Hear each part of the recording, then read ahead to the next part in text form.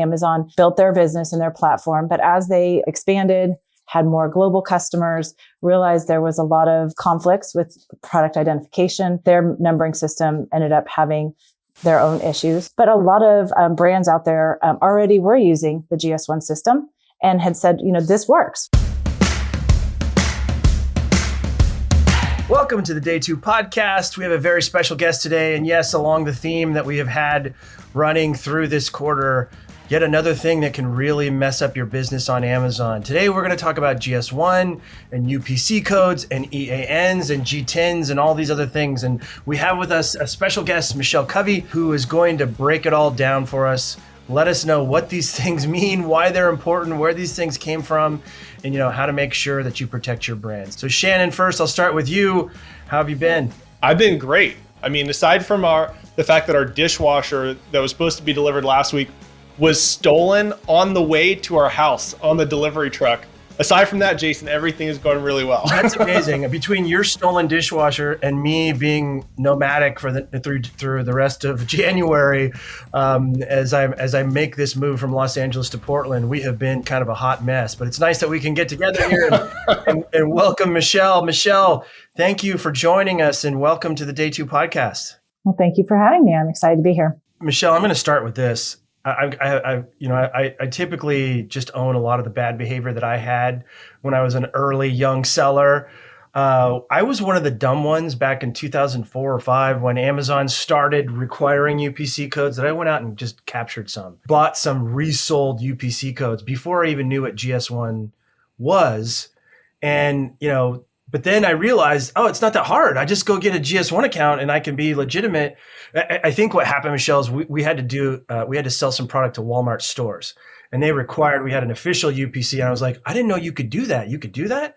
That's cool. And so I went to GS1 and set up an account for my previous life as a big seller, and then went back and fixed everything. But let's start with, why does GS1 have the right to create it and be sort of the source of truth for all these UPC codes, GTINs, and whatever else you're going to call them? So first off, I'll start with GS1 is celebrating the barcode. Its 50th anniversary this year. 50 years. So we've been around for 50 years. Oh man, we would have brought balloons and cake if we knew that, Michelle. But what's great is how it all started is, really years and years ago, industry came together to try to solve a problem. If you recall a long time ago, some people may not, but price lookup was manual. You get to the checkout stand and there's like little paper stickers. And if it wasn't on there, price checkout, checkout, what's the price for milk or whatever. So, and they'd manually enter it in. And really industry wanted to make it easier for, and quicker at the checkout stand. So that's really, industry members came together to try to solve that problem. And that's really what GS1's about. We're here to help industry members solve problems. We are, just to give you a little bit background first, GS1 is a global organization, that is member driven. And we really try to help, solve business problems through standards. And, standards are a great way to have everybody working together with a common business language. And then, the companies can put their own secret sauce to make, to make them successful. But we're really here to help take the friction out of business. That's really where we started. And that's our mission, really. That's awesome, Michelle. I remember my uncle worked at Safeway back in the day. I'm old enough to remember when they used to use those little sticker guns, right? And I thought it was cool because he had a little holster, and I'd go visit him when he was working, and he would sticker all these things.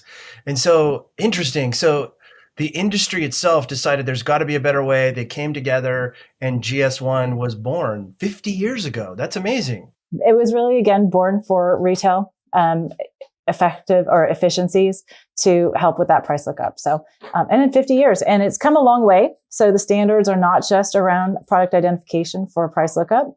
There's so many more, but really that's, the core of what we do, and really what Amazon's still using today too. Let's unpack Amazon a little bit. When did Amazon get so interested in UPC codes? Because clearly back in 2003 or 4, I was buying stuff that was not legitimate and putting them on my listings until I figured out the right way to do it. When did Amazon make this a requirement, and why are they so interested in this? Well, and I think it goes to the fact that having a global standard And having a way to uniquely identify products globally is really kind of a vital business process. And Amazon started off with their own system as, Amazon built their business and their platform. But as they, expanded, had more global customers, realized there was a lot of conflicts with product identification. Their numbering system ended up having their own issues, possibly. But a lot of brands out there already were using the GS1 system and had said, this works. Why not use it? So Amazon came to us several years ago, probably 5 or 6 years ago, and started understanding the importance of GS1 standards and started to incorporate it into their listing process, and has slowly seen the benefit of it and has increased their usage and requirements for the usage of the GTIN or the identifiers in the listing process. Shannon, I keep thinking that if Amazon learned that this UPC code could be useful, that they could then create, these bots that could then scan the entire internet and try to see if folks that are selling on their platform are selling for less on another platform. I mean, does your gut tell you that that's why they got interested in UPC codes? There's a giant question mark next to that question, Jason. The abuse of power will be a separate conversation. But for now, I think there's the question to my mind, Michelle, is twofold. One, I'd love for you to break down GTIN, a global trade identification number, and a UPC code, and how those sort of correlate, because I think people use them interchangeably, and I would love a little clarification for our audience. But the other point, Jason, that I think is really important that Amazon another benefit of Amazon adopting UPC codes is the ability to track the true owner, that is whoever created the product, in the case of something like a product recall. So Michelle, I kind of teed you up for two questions, but can you answer the GTIN UPC code first, and then follow that up with, why is it so important to have a UPC code, not just to standardize, but to really trace the origin? Because there's a lot of implications there as well. People at GS1, we use it interchangeably too, because it is very confusing. And we try to use terminology that industry knows, but try to also educate on the true terms. So yes, let's go into GTIN, EAN, UPC, and barcode. So that's a very common conversation we always have. So a GTIN, like you said, is a global trade item number. And that is actually the unique identifier. That is the number that is associated to a product. So think of it as like a social security number for an item or a license plate for an item. That is the number associated to the product.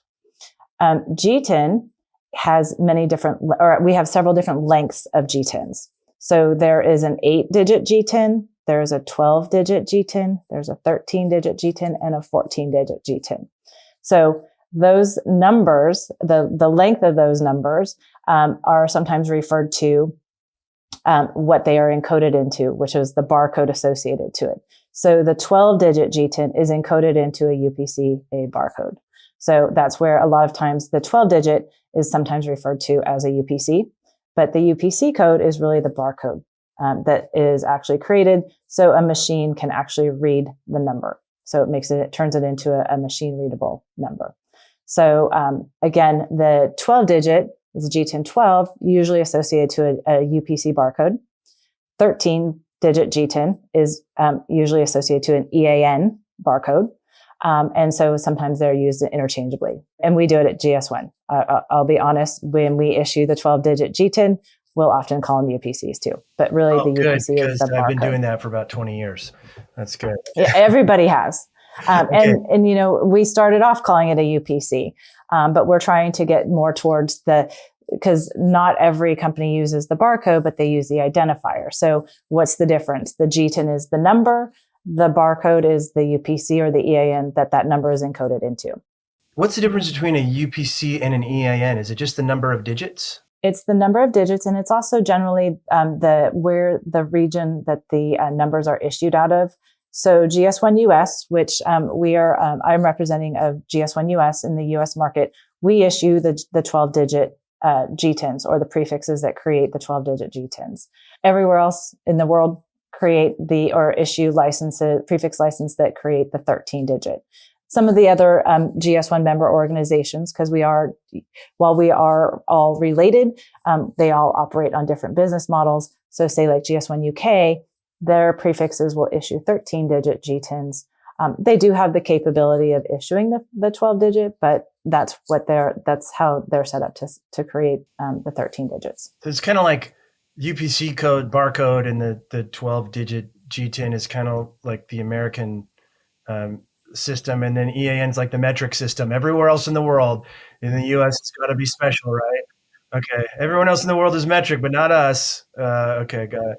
We're trying to figure out a 16th of an inch, and then what about the 8 and the 14-digit? Why do those exist? So the 8-digit GTINs are generally assigned because they're smaller. Generally assigned to smaller products, similar to like lipsticks. So there's not as much real estate on their products.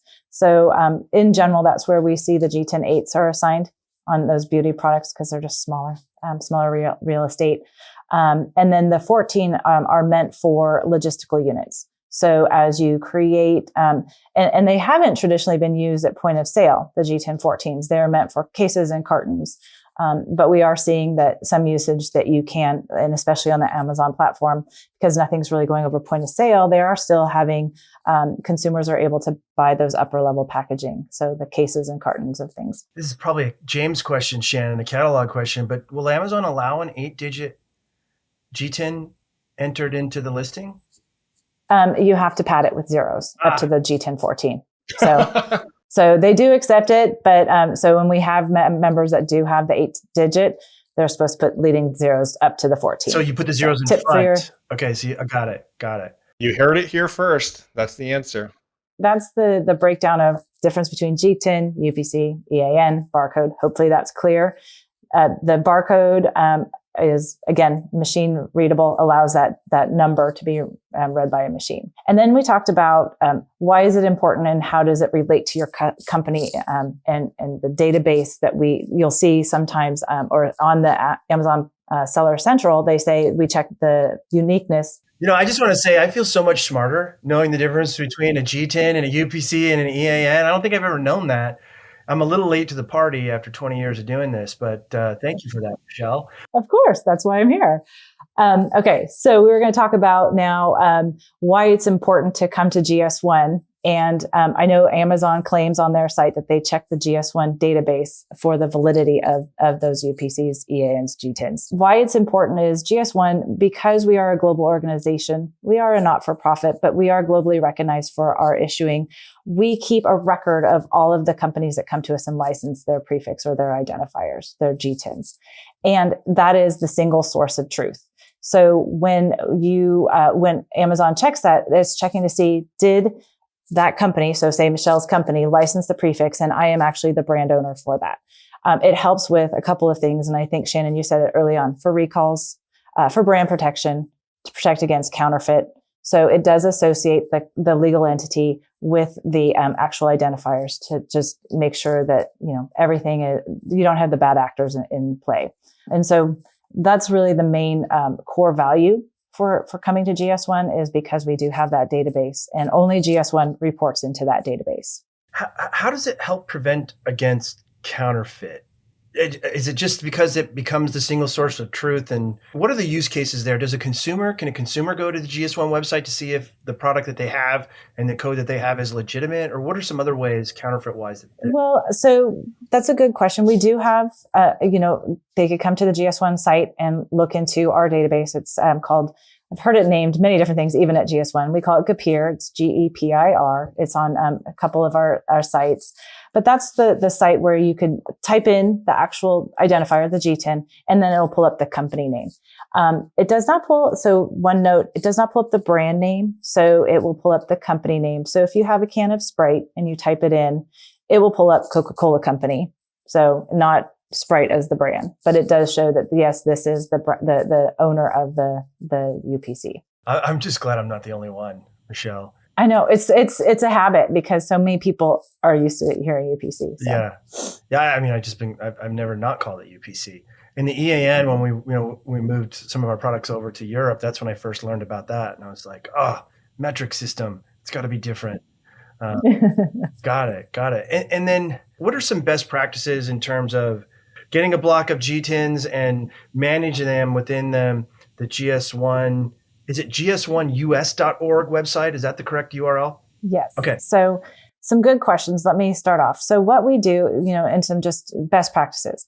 A lot of times we'll work with new brands that are trying to launch products. And a lot of times they come straight to Amazon. That's where they want to launch their products. We always, there's a couple of questions, and we have a couple of tools on our website too. So if you do go to gs1us.org, one of the first questions is, how many GTINs do you think you'll need for your products? And we always say, okay, I think I have backpacks. I like to use backpacks as one of my examples. So I'm selling a backpack. I just need a GTIN. Well, if you're selling it in 2 or 3 different sizes, each unique size needs its own GTIN, and then each color needs its own GTIN, because you want to be able to uniquely identify each combination or each variation. So if you have 3 colors and if you have 3 sizes, you'll need 9 GTINs. So one of the things that we first say is, how many GTINs do you think you'll need for your product?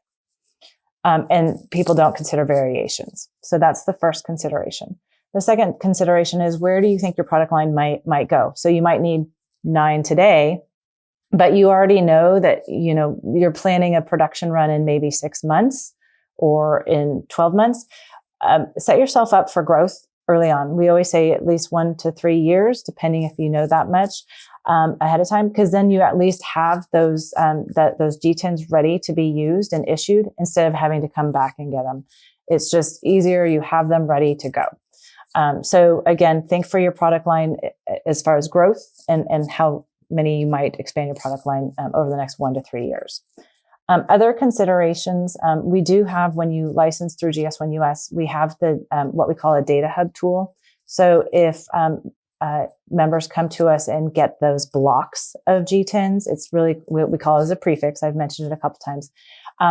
We have that tool that helps actually enumerate those GTINs for them, so that it's easy. They don't have to figure out the check digit calculation and all that. It makes it so they don't over enumerate their prefix. We see a lot of members do that by accident and don't realize it. So if you buy a 10 capacity, you could only create 10 GTINs. Sometimes I just need more. I'll just lop off the last number and keep on going. And that will collide with another number out there. So using the data hub tool really helps keeping the quality of their prefix and the usage of their GTINs consistent, since the tool doesn't allow them to do all those errors. It also allows them to associate some additional product attributes to kind of keep a record, maybe a small, like an early PIM. We don't want to replace PIMs out there, but it gives them, you could associate a couple of attributes and then export it and build out a PIM from there. Those are some great tools.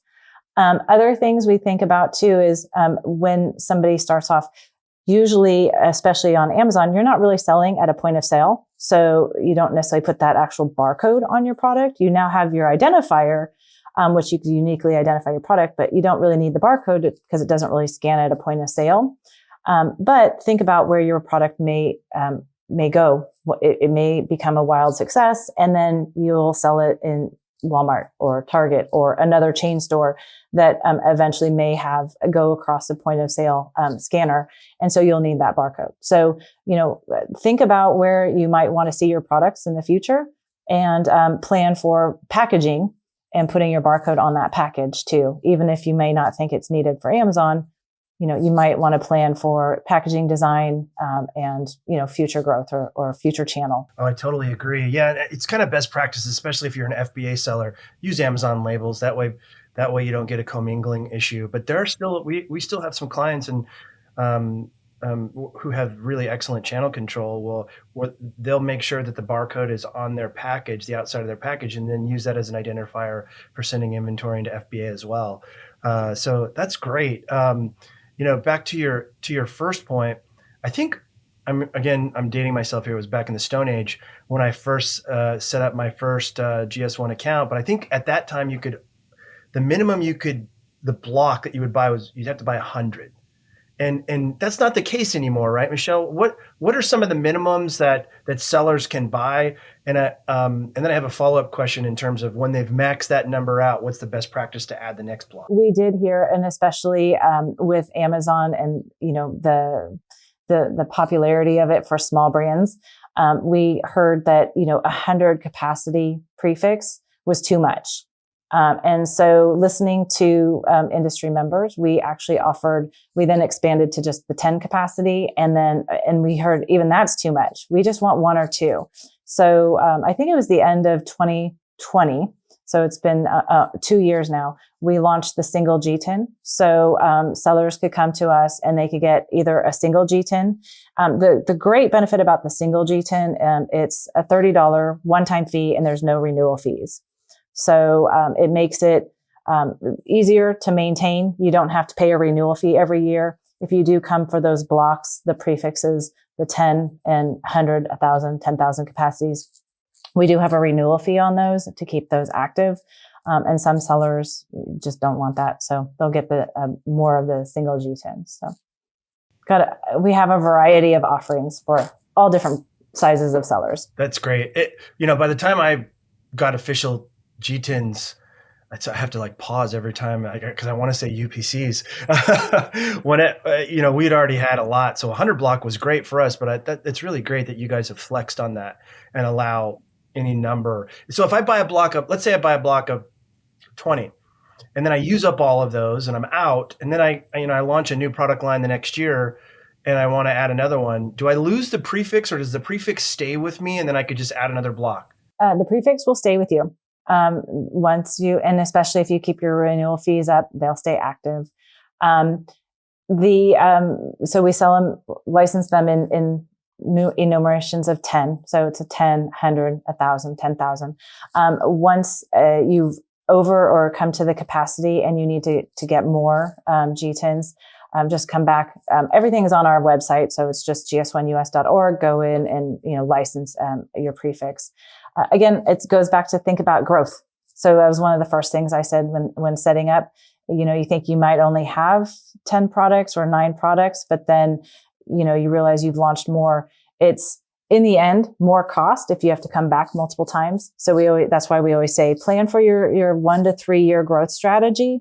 And you may have some capacity there sitting there. They're yours. And so use them, then you could use them when you need to. But, otherwise, if you do hit capacity, come back and license again. We don't, and it's all random. So you won't get like the next number in line. You'll just get the next random prefix in line. And that number doesn't really need to like match. Like your prefixes don't need to match. Michelle, quick question. I have a sort of a tip for our audience and then a question for you. One of the things that I've seen sort of the most common mistakes is when you're creating your product for the first time on Amazon, typically people will use a flat file template, right? And so putting that 12-digit, GTIN in there is really important. But also what you select in that drop-down, I've seen people just sort of do willy-nilly, and Amazon allows you to select UPC or GTIN or EAN. And so make sure if you're putting a 12-digit GTIN in there that you select UPC code, because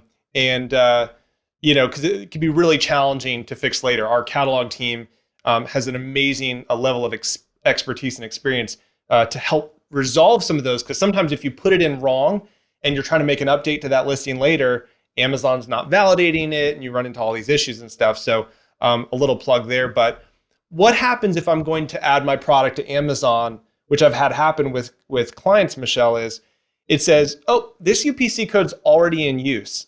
And I go on and I plug it in and it's some random, kid's toy from a company, a brand I've never heard of and can't pronounce. I've never seen this before. What do I do there? What's happening there that somebody else could use my GTIN or barcode on Amazon? So you've run into what we affectionately call our GTIN hijacking scenario. We kind of started this conversation. Amazon years ago would allow sellers to use a number and didn't really validate it against the GS1 database. So we're not too sure how they got out there. We're not too sure. Some got out there. They just used a number, whether they didn't know or if they were using, non-GS1 issued numbers, those numbers out there. When then you have now somebody who comes and tries to list and they are the true owner of the GTIN, they've come to GS1, they've licensed their GTIN, they go to list, that GTIN already exists out there. So it could be, we call it GTIN hijacking. It could be somebody who may have used it in the past, whether it was a bad actor or just, didn't know the difference. It collides. What we suggest to do is once you do license your prefix or your GTINs through GS1 US, you get a certificate of ownership.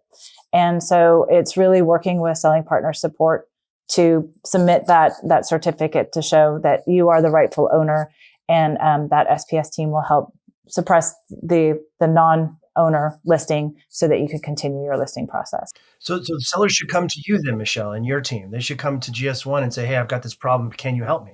No, we go to Amazon. So we can't help with that, going to Amazon selling partner support. We've tried to help out in those cases, but it's really Amazon's advised us to have the sellers work directly with Amazon. But provide that certificate, that company prefix certificate or the single GTIN certificate, that you are the true owner. Got it. So step one, sign up, be legit, get your certificate, and then work with seller support or an F7 agency, something like that can help you get that thing resolved. Got it. And Shannon, to as you started off this conversation, one of the things that we see too, a couple of very common calls into our center too, is that the very first thing you said, if you are listing, and especially you've got your identifier from GS1 US, it's 12-digit, make sure you associate to UPC. We are starting to call it GTIN, but it is still a UPC in Amazon's platform. So if you have a 13-digit, it's an EAN. If it's a 14-digit, that's where they want you to assign it to a GTIN. So it is confusing. And we get that question all the time too. So we have to clarify that with our members. Michelle, I thought I had all this figured out until you said that last thing. Now I'm more confused. So Amazon's making the same mistake I've been making for 20 years. They're instead of calling it a 12-digit GTIN, they're calling it a UPC, and that's what you should select. Okay. Thanks for clarifying that. Great. Awesome. We're not the only ones. Yeah. And then some other common issues we see. So the product already exists. That's that GTIN hijacking. Amazon also is doing just going back and cleaning up some of the old listings that might have non-GS1 issued GTINs on that. That can cause some heartache for sellers, I know, because they might have thought that they had a valid GTIN associated, but they didn't get it from GS1. And so now they're asked to go back and get a GS1 sourced GTIN. I will admit, there's no easy process. You probably are both aware of that. Oh, we're very much aware. Yeah. Yeah. And unfortunately, the seller could come get their GTINs. Now they're legit, but getting the listings updated, I hear can be quite a process. And sometimes the seller will then end up having to create a new ASIN and lose some of the sales history and reviews. So I know Amazon's aware of it, and it's a pain point for them. I hope that they're working on a new process to help carry that information over. I was just talking to Malia and James, our performance and catalog team leads over here at Avenue 7. We've got a big project with an acquirer of a brand that just has a mess. They inherited from the previous owner a mess of UPC codes. Problem is that the listings have a ton of history. They have a lot of reviews. They have a lot of rank, and Amazon seller support's answer is to just delete and start a new listing. And you're like, you got 5,000 reviews that are 4.5 stars. That's not going to happen. And so, I'm proud to say here at F7, our team is amazing at getting Amazon to allow the update of a GTIN. I did it again, GTIN/UPC code. Because the party line from them, Michelle, with you guys is that you can't update a UPC code, right? Is that what they tell you in your guys' communication? Well, they say that you could change it, but again, you lose all that information. Well, you have to start a new listing. Shannon, am I getting this right? You have to start a new listing and you say goodbye to that historical listing, which is so valuable. Yeah. Back in the day, we used to be able to just take out the old UPC code and put in a new one, and Amazon didn't care. And again, I think, Jason, it pulls back to the bigger picture and story that we've seen, which is bad actors who go in and attempt to manipulate things and abuse Amazon listings. Amazon then locks more and more of that down to prevent bad actors, but it also prevents good actors from just being able to do what they need to continue offering a great product. And so you always have this dichotomy and this tension of, yes, we want to prevent bad actors, but we've got to find a way to allow quality brands and legacy sellers to be able to keep offering the great products that they have.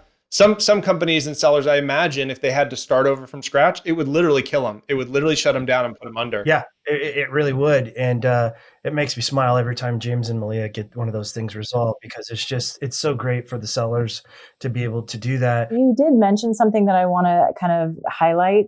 You talked about you were working with a company that acquired a lot of brands.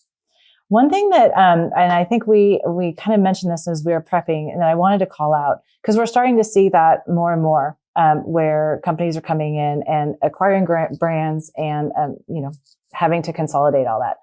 People forget that to actually come to GS1 and also go through that merger and acquisition and that transfer of prefix ownership. That is a step that a lot of people forget.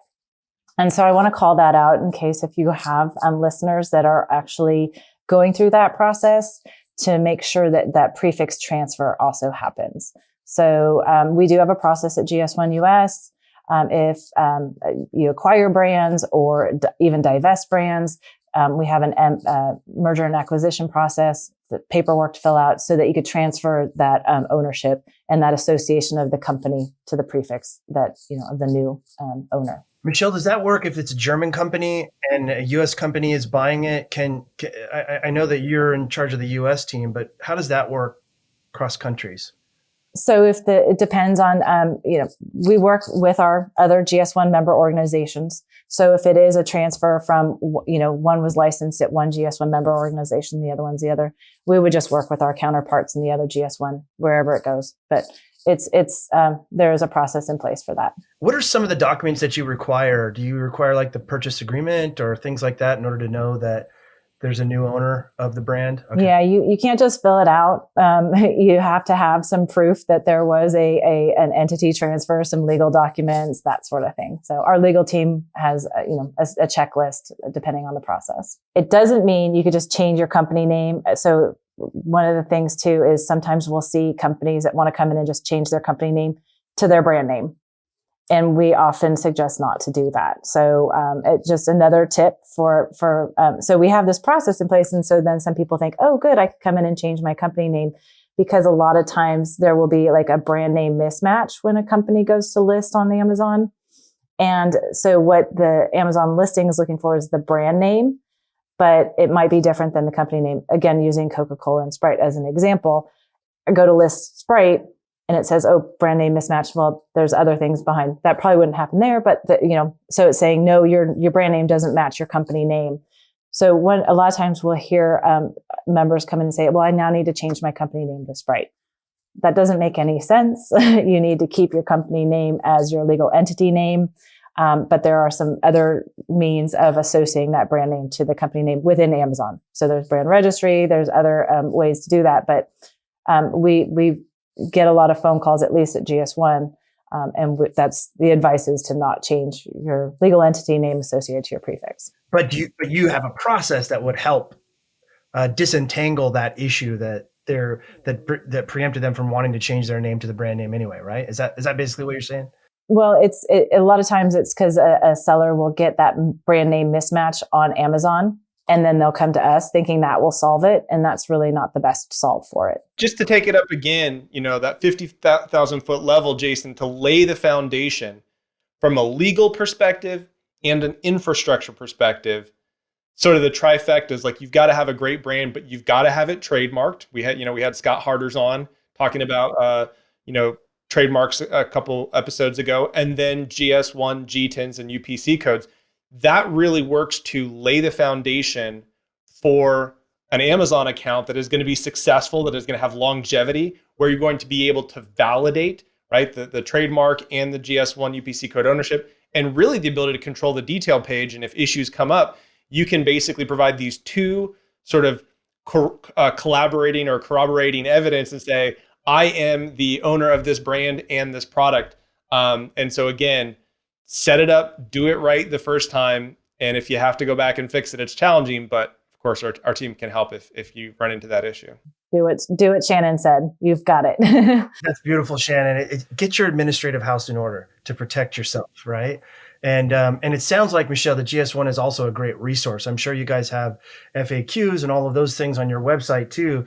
Before you act, talk to the experts. Same goes for trademark as it does for GTINs. I think it was 2.5 years ago, I started to hear rumors from inside Amazon out that, Amazon's going to connect to GS1 via API. There's going to be that connection. They're going to start taking down wholesale listings that do not have the GTINs, EANs, UPCs, whatever they may be, depending on which market that you're in. I remember being a little bit worried for some of our clients because I hadn't double checked it. It wasn't really a major issue. We always made recommendations to do the right thing and get the administrative house in order, but you never know if you don't follow up, especially if it's not your brand. And so that never really happened. It seems like, so what did happen instead? Two-part question, Michelle. Number one, has that connection happened, or is there a process for that? Can Amazon tap in and check every UPC, GTIN that they have on their website? First, Michelle, is that happening? Can you speak to that at all? Yeah, like I mentioned, so they say on their website that they check the GS1 database. So that is the database. So they do check into it. They do have access to our license registry. So they do validations on that. What they do with that information as far as going back and doing massive cleanups and stuff, not my place to speak to because that's an Amazon business. I've heard similar things too. But we've seen in small cases where they have gone through and done catalog cleanup, but what their actual business plan is, I can't really speak to that. But we have seen evidence of them doing some of that cleanup. I totally get that. When Amazon does identify that the seller, the brand is not using a correct GS1, what might that messaging look like? From your experience, what are some of those steps that Amazon is taking that you're hearing on the street right now? Well, I think what they're doing is just checking to see if it is a GS1 issued GTIN. And if it's not, from my understanding, is they'll take that listing and kind of put it on hold and give the seller notice, like 30, 60, 90 days, or I've heard a variety of those numbers, to come to GS1, get a GS1 issued GTIN and reassign to their products. And then that's where, again, then they try to relist them and then run into the issues with, my reviews, my sales history didn't follow. So sure, that's great. Yeah, so it doesn't look like that our greatest fears from 2.5 years actually happened. They do give. Shannon, have you seen any of these recently? They do get a little bit of a warning and some time to correct the issue. Generally, Amazon gives no warning to what they're about to do. Right. So let's just clarify that. But we have seen it happen a little bit starting in the UK, Jason, where we started to see Amazon starting to take down listings in the UK. I think there's always this dichotomy, right? Because somebody, maybe they had a GS1 prefix and then added on additional numbers or made up a UPC code and didn't know, or bought a resold UPC code, it's not as though it was malicious intent. When I started selling on Amazon 10 years ago, I bought a reseller UPC code because I didn't know there was anything better or different to do, right? So I think trying to get away from sort of a malicious intent. And I also think about, Jason, that giant number of Amazon's revenue that would fall off a cliff if they took down every listing on Amazon that did not have a proper GS1 GTIN that matched, sort of whoever listed that product and the GTIN owner. I mean, I imagine that Amazon as a public company would take such a hit that they would basically scream them into reinstating everything immediately. And it'd probably take down Michelle's website and she wouldn't be able to sleep because so many sellers, there'd be 150,000 sellers that would reach out to you immediately. It's great. But I for one, I'm glad that it never really evolved that way, but Amazon is definitely tightening the screws and requiring more legitimacy when it comes to what they call UPC codes. Should call them GTINs, 12-digit GTINs. And it's great. Shannon, did you have any other parting question? I was just going to say, Michelle, are there any other Amazon messages or error messages that sellers might run into that would apply to GTINs or UPC codes that you've seen? And can you interpret some of those? I think that's always the biggest challenge, right? We consider ourselves Amazon interpreters. Amazon says something, you're like, okay, I heard that, but I'm not sure what it means. What are some of the common messages that somebody might run into that might be a roadblock that we haven't discussed so far? No, I think we covered some. So there's the 3 or 4 common ones that when our members come to us because it's something. So it's that first one. It's the mismatch at the very beginning when listing you put in your identifier, you put in your GTIN, and which one do you pick? Is it a GTIN? Is it a UPC EAN? So again, remembering if it's 12-digit UPC, 13-digit EAN, 14-digit GTIN. So that's one of our common ones. The other one is that the product already exists. So it is that kind of GTIN hijacking scenario. And again, we always say, try to go back to selling partner support with your certificate, prove that you are the owner. So that's another one. The brand name mismatch, we see people call us because then that's why I said they want us to change their company name to the brand name. And that doesn't really solve the real problem, because if then they sell 2 or 3 different brands, then they'll have to come back and continually change. It's just really not best business practice either. So again, do the things to protect your brand, trademark it, brand registry, all the tools that Amazon has for that. But that's really, sometimes it'll also, one thing that we're starting to see too is if a company lists a product with a brand name, but then they go and list another product that they want to do generic, it stops them. There's something like if you've already used a brand name and now you want to list with generic, Amazon doesn't like that. Don't know how you solve for that, but we're starting to see some questions. Like we're kind of starting to notice a trend there. Like I use brand name here, but now this one's a generic and now it's just stopping me. So, again, not too sure how to solve for that, but we're seeing a lot of that because they're coming in with that brand name. Those are some of the common ones. And then what we call the GTIN updates or the changeovers when their listing does get pulled. We do see some of those, and how do we help them assign their new GTIN and get the listings solved for. And, we could issue the new GTINs, but, to work with Amazon and getting the listings updated, that's, again, the trickier problem. That's why you guys exist. That's right. I was just going to say on that other issue, reach out to Have7. I mean, Malia can help resolve that issue in short order. Michelle, what do you see coming? If you look into your crystal ball, what do you see coming in 2023 and beyond as it relates to Amazon and these unique identifiers?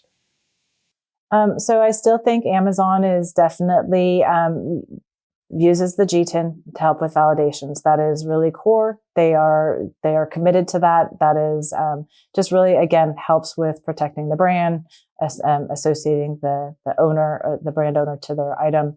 And I don't foresee that going away for a long time. We work with Amazon in other areas too. So, are there ways to work with them in other avenues as far as just product information? How do they validate the product information a little bit more? But, we work with them on other initiatives that are outside of just catalog. Really? Can you speak to any of those? They're interested in just some of the other standards that GS1 supports. So GS1's not just about product identification. We do support a lot of other standards out there around data sharing and sharing of master product information. We have a whole host of barcodes that are used in logistics. We have other initiatives that we support from a regulatory, so food safety. And so how do you track products through the supply chain and be able to, act on a recall? So standards are behind that. It always starts with the core of GTIN, but, so they look at us to how do our standards support some of those other things that they have to be aware of? Are you guys involved with RFIDs as well, the radio frequency IDs? We are. We do. And RFID is a great tool, especially for inventory management, to understand which products you have where. And it's a quick way to keep track of your inventory. I mean, that's the first use case. And that's really, tracking products, again, in your warehouse, understanding how much you have on your store floor, if you have a store. So again, GS1 standards are there for a wide variety of business use cases. You can learn more, if you're fascinated. We actually have a couple of resources to do a shameless plug. We have a great YouTube channel. So the GS1 US YouTube channel, we do a lot of short videos on just how our standards are used in different retail environments or in different use cases. We have short videos. They explain the standards probably very easily. We have some longer videos, but it just gives a little bit more idea, and you can understand if you grow your business in other retail channels and those standards are needed, it can help kind of demystify that. That's awesome.